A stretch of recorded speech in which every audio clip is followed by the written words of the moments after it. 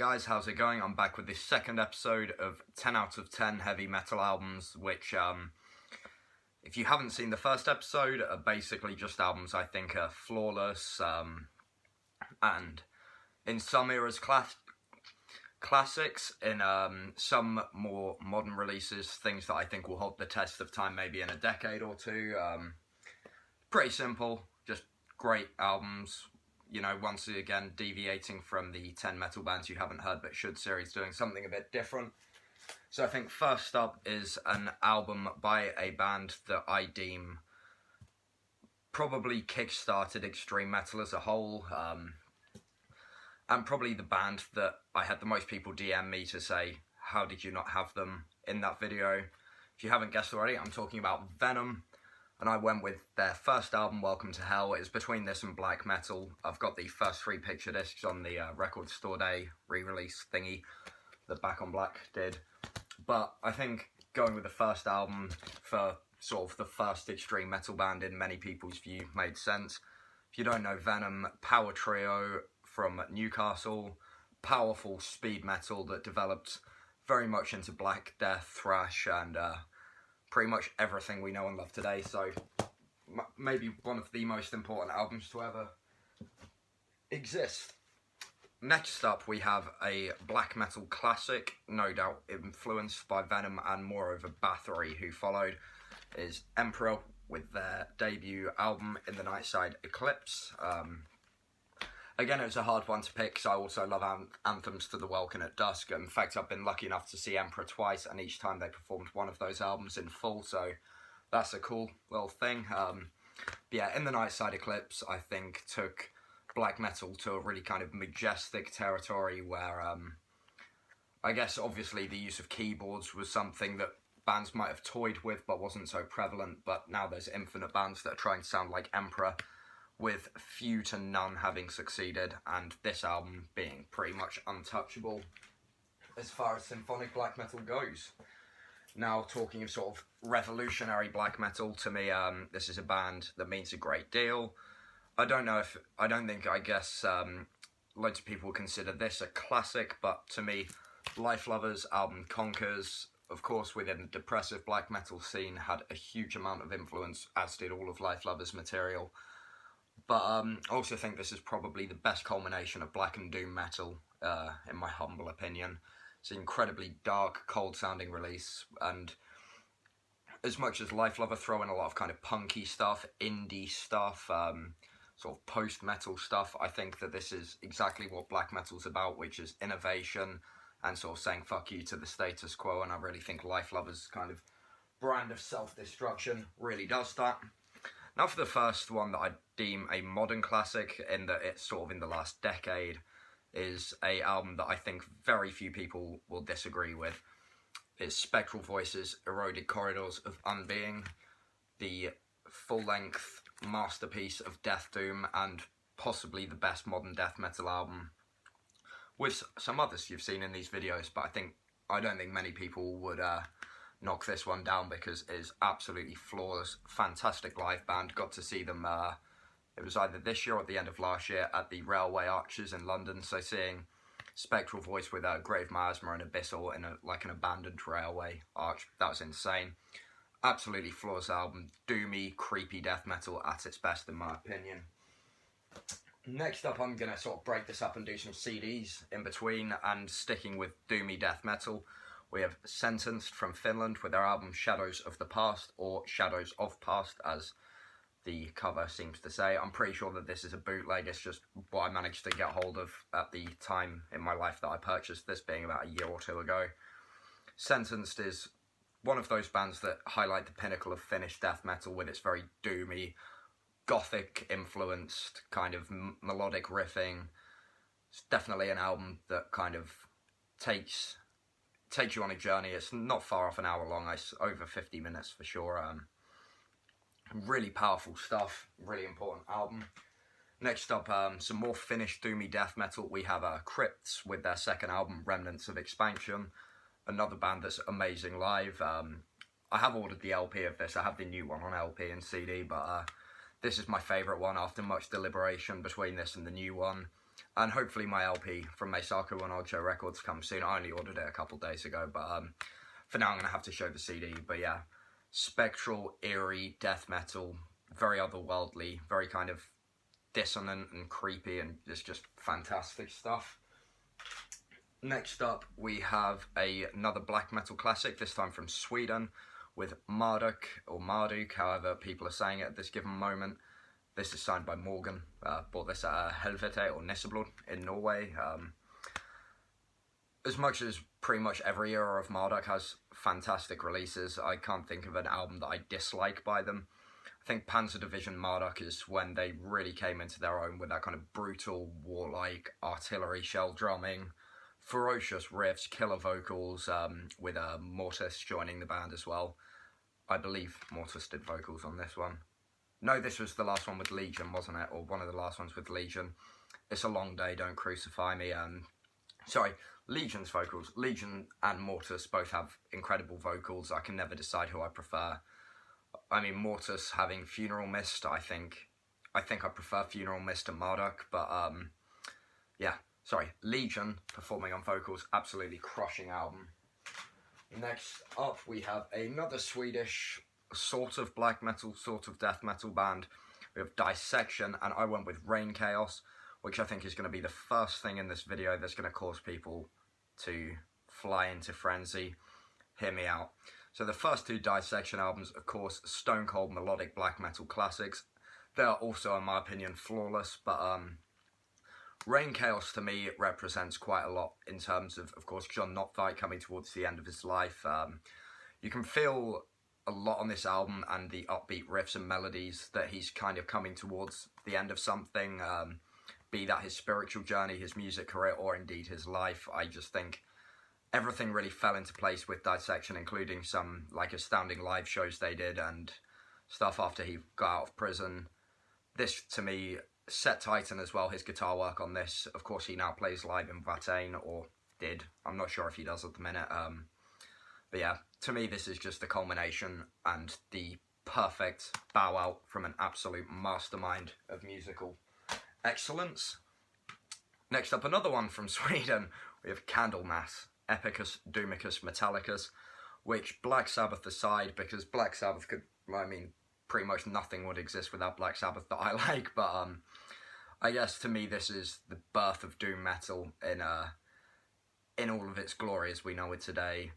And I think every genre borrows some Candlemas riffs. You know, there's black metal bands that have these doomy breaks that sound like Candlemas.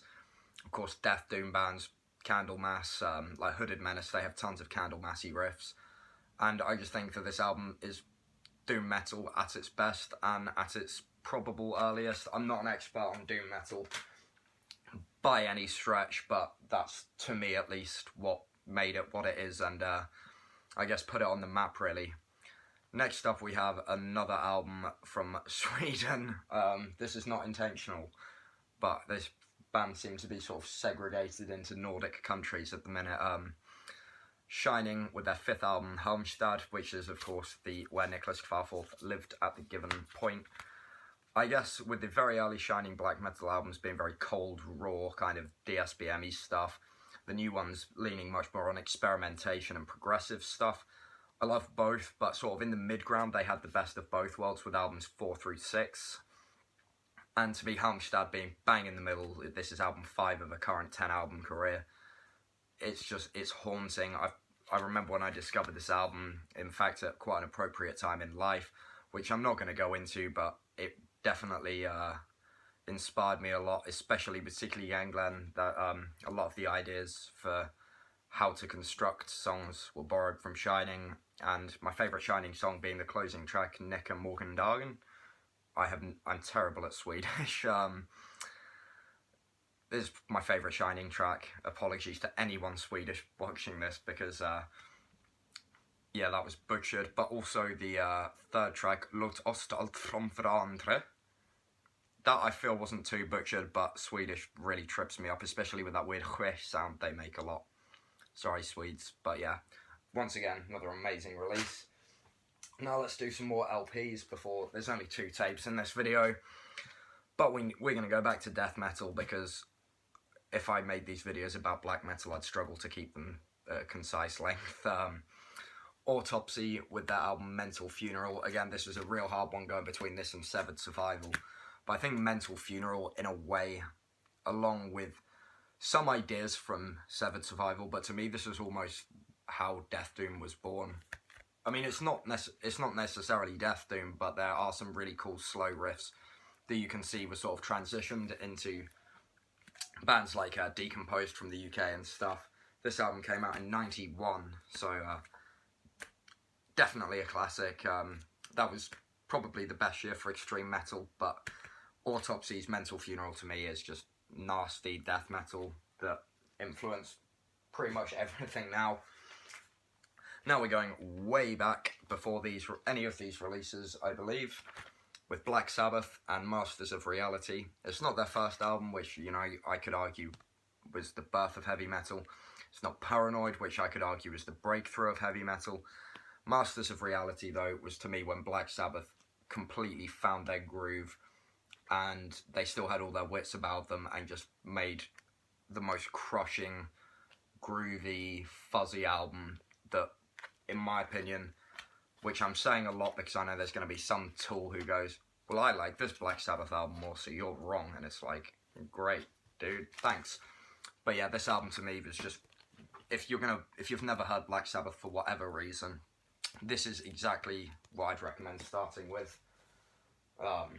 Now we have the last from the second pile of LPs, also beginning with Black, another band that everyone was shocked that I haven't talked about yet. These videos are a sort of indefinite series, so, you know, this may be the last one, but it's probably not going to be. We have Black Witchery with their second album, Upheaval of Satanic Might. Love all three Black Witchery albums. I could put all three at a 10 quite happily. But this is just visceral, chaotic war metal at its best, along with some bands in the last video like Blasphemy and Conqueror. This is just savage, extreme metal that just, it's unrelenting. It's about as ferocious along with those releases as it gets, and I just think is the kind of album you put on to completely crush your own skull. Now let's do the two tapes. So first up we have Demolike from Finland, the band that put weird into death metal along with some other bands such as Gorguts. Demolike continue to, I mean, this album is older than me, but it still makes me go, that's weird. I wonder how that came to be. The vocals especially, really strange. Everything about this is just odd and gross and great. Another crushing live band. In fact, most of the bands I've said that about were at FinFest. Yeah, Demolike is an absolute must-have death metal classic that, in my opinion, should be among the ranks of bands like Autopsy and Cannibal Corpse, because I think innovation here was the name of the game, and they really reinvented the wheel with that one. And some more bestial goodness in the form of Bestial Warlust. This is the first album, Vengeance War Till Death. Both of the first two albums are ferocious. This one slightly takes the cake because KK Warslut's vocals on this are devastating. Of course, he went on to form Destroyer 666. This is just the pinnacle of Australian extreme metal with tons of great bands, of course. Destroyer 666, Nocturnal Graves, tons of good stuff. I'm not going to start going off on one because I won't come back into reality, but yeah, this to me is just what made it blow up and showed how ferocious it could get down under, and it does it very well. Next up, I think the first Swedeath release of this, of HM2 Fuzzy Goodness, we have Carnage Dark Recollections, which sort of around the time of Entombed's Left Hand Path and just before Dismembers Like an Ever-Flowing Stream. This one came out including a young Michael Amott, who has also played in Carcass and famously Arch Enemy. Though to me, Carnage is the best thing he's done. This album is just crushing, gross riffs, really intense and meaty and groovy, and it's all I love about Swedish death metal. It's an absolute must if you're into that scene and style and such. So yeah, definitely a worthwhile grab. And now another band who I think no one would dispute is a classic, but I think my choice in album is probably going to be the biggest irkment you guys will have had with me. I love all this band's albums. I'm talking about Death. Now, I could have easily gone with Leprosy. I could have easily gone with Scream Bloody Gore. I could have easily gone with Human. Any of the great albums. But to me, this is where the death metal was still at the focus, like on the earlier albums. But the technicality that developed throughout up to the last album was also really prevalent. The riffs are really catchy and memorable. The melodies are just out of this world. The vocals are just gross. And I got to see everyone other than Chuck Schuldiner, who played on this album, doing Death to All, as they called it, live. And it was one of the most exciting moments of my life, seeing some kind of incarnation of death. Of course, without the father figure of the band, Chuck, but you know, seeing his music brought to life once again, and the stage, it was very emotional. And this album sort of ties in with that, because I got to see the people who played on this, and that just made me love it even more. And my favourite death track, which is Nothing Is Everything, I completely forgot the name of it, thanks, I haven't actually listened to Death in a few weeks, is just, I think, is a masterpiece. Next up, some more Swedish black metal. We have Watain. Now, this is another band I love all the albums by, but this was the album that got me into them. In fact, the first time I got into black metal was in 2010, after a few years of listening to stuff like Dream Evil, Children of Bodom, a lot of bands that most people will get into metal through, at least who are in their early 20s. Watain were in Metal Hammer, which I picked up when I was in the airport going to Turkey when I was in like year 7 or something at school. I'd have been 12 years old, so yeah, in 2010. So after hearing 1349 from the same issue and Mayhem, Watain were the other band that really stood out to me, and this album was one that I immediately, at the time, bought on iTunes, because at that age I couldn't afford records and stuff, but thankfully I now have the LP. After having the CD for a few years, I treated myself. This is the nice shiny gold one. All that aside, this album is really eerie. It genuinely feels, to me, if I put this album on, it hasn't lost that feeling of danger and darkness. And what else is black metal about? You know, something otherworldly, something spiritual, and something that will shock you, like, you know, to your soul, I guess. And to me, this is just Watain's absolute masterpiece. Now going back to the classics, I've been trying to include a lot of albums that I think were influential, and I don't think many are more so than Creator with Pleasure to Kill. This is another one of those albums that you could argue was a proto-black metal album, with acts like Sarcophagi and Volcano from Brazil. Creator, with their first 3 albums, just really brought something visceral out of Germany, and Destruction too. I seem to be getting a bit of seam splittage here. This is a very early pressing. I don't know if it's a first press, but it was from 1986, so yeah, it's a real, I love this LP, and that seam split, I think, was actually there when I got it, with hindsight. Anyways, records are to be enjoyed, so yeah, soldier on.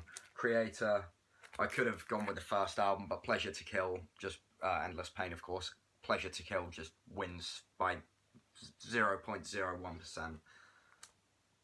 That's their best album. It's just flawless. Next up, we're going to have another depressing album, because a lot of this stuff means a lot to me and really shaped me as a musician in my teenage years. And I think this album not only encompasses self-loathing and also a lot of just general bringing some kind of feeling of mental unwellness into music, but I also think that the mystique of black metal, which is such a key component, is probably none more alive than here. I think an album that can make one feel so kind of psychopathically angry and so self-loathingly depressed, that level of power is something hard to achieve. Talking about Silence's one and only album, Death Pierce Me. To me, this album is just evil. Like, I put this on and it still makes me fucking freaked out, and this is the Autopsy kitchen pressing, labelled, numbered, only 500 of these. My best friend Kyle, who is also Kay from Viole Parla Signe, he's worked with me on countless of my projects too.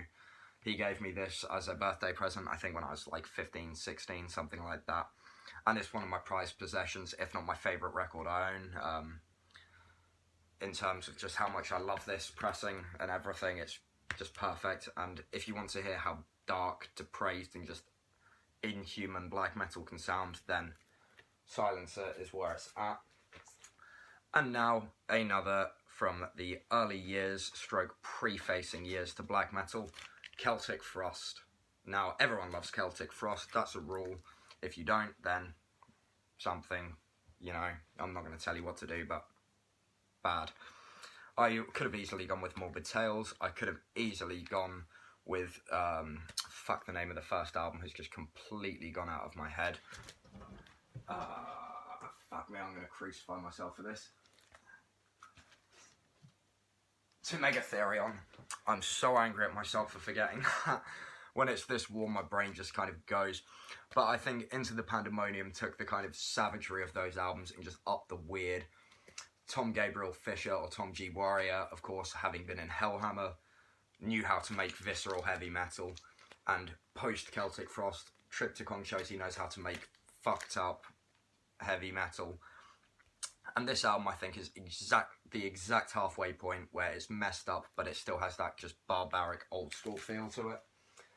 And now for the last few records, sad to see it come to a close, we have just some flawless death metal. In terms of, is it a classic? I don't know, it's not really old enough to say, but I just think the execution on, there's 3 records like this in a row actually.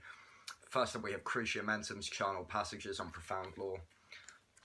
This is the kind of death metal that just takes you into some cavernous weird lair of rotting stuff and then into space, and just the musicianship on this alone is absolutely incredible. It's nasty, it's just, this is just what death metal should be in this day and age, in my opinion, I guess. Now another one like this time borrowing more from black metal maybe, we have Gravemiasma. This is the Endless Pilgrimage record, or mini album should I say. In fact, I don't own that one and only LP, I only have 2 of their EPs, but Endless Pilgrimage, that is this one, isn't it? I'm not getting this one mixed up. No, this is Endless Pilgrimage. I get that and Realm of Evoked Doom mixed up. There's something about the artwork, even though they look nothing alike, that reminds me of each other. I don't know if this is the same artist. But yeah, this is when all the dissonance and evil of black metal comes into a kind of doomy, inhuman death metal and just makes something monstrous, and just that it will leave you just craving more stuff like this, which thankfully I can recommend in the form of Greek Legends, Dead Congregation. This is Graves of the Archangels. That was a really hard phrase to say. This is on Martyrdom Records, for those who are interested in the labels. This is just sepulchral, evil, dismal, gross death metal that again borrows a lot from black metal and takes a kind of spiritual side, and, you know, really brings in that feel of black metal into a really gritty, pulverizing blend of death metal. These 2 bands as well are 2 of the best death metal bands you can see live, so that's something. And we're down to the last 2 records. I think it is high time I talk about Brazil's Sarcophagi, who may not have been the first like Venom or the reshaper of wheels like Bathory, but what Sarcophagi did was deliver a visceral, intense and maniacally fast blend of black death, thrash, speed. It's all in here. This is the Rotting EP on the merit that it's the only Sarcophagi release I own. I really need to get Inri and some of the others, but I just haven't got around to it. That's just the nature of the business. If you want me to be able to afford more records and stop whining about it, feel free to buy some records of my bands. But yeah, if not, just go and listen to Sarcophagi, because this is ferocity incarnate. Perfect album cover. I think this is one of the earlier vinyl I owned actually. I've had this a long time. It's getting pretty beat up, both because it was already older than me probably when I got it. What year was this? Yeah, 89, so it came out 9 years before I was born. And yeah, it's beaten up, but I take good care of it and it still plays great, so fuck it. Sarcophagi, Brazil's best in my opinion. Now I'm going to close it with one more modern classic. as far as nasty death metal goes, that, you know, take all that stuff like Mental Funeral and bring it out in a new kind of chunky, gross, ichor-soaked slab of grossness. Undergang. Now, this is the third album, I want to say. The second and third one look the same. And my Danish is slightly better than my Swedish, but not perfect. Yeah, this is the third album. Döden lägger alla sår. That was fucking horrible. That wasn't even... No, I'm not going to try that again. Everything in Danish sounds like to me. No, I'm joking. I love Danish. My other best friends from Denmark, Undergang just bring the thunder with thick, chunky bass lines, gross, dripping riffs, skull-pounding drums, and David Mikkelsen has potentially the most gross vocals that I'm still convinced he's just throwing up half the time. Lovely guy too. Got to meet him when I saw Undergang in London recently. And fun fact, Undergang is downfall in Danish, just in case anyone wanted to know what it is. It's not just a cool word, in case anyone didn't know that. It's probably pronounced Undergang, but yeah, Danish confuses me. Has the same letters as Norwegian, but some of them are said quite differently. I wonder why. Seriously, if anyone knows. But yeah, Undergang, just great modern death metal, who may not be as unique as stuff like Cruciamentum, but god damn do they bring the brutal. And what way to close out the video. If you guys have any albums that you think I have missed, rather than crucifying me for it when they could be in a future episode, which no one's actually done yet, so thank you guys for being really cool. But what people have done is DM me or comment albums. They go, hey man, you know, where was Venom? And I go, in the next video. Or, hey, where was Sentenced? And I go, fuck, they're not on my list. How could I not have thought of Sentenced? It helps me out, and it's nice to interact and nerd out about the one thing that I can actually find in common with my fellow human race, being heavy metal. So, thank you for watching. I hope, you know, if you guys agree with these albums, that's cool. If you have some suggestions, feel free to stick them in the comments. And, you know, if you haven't heard of these bands, then it sort of does a 10 metal bands you haven't heard but should bonus feature, and you can go check them out. Until next time, stay metal.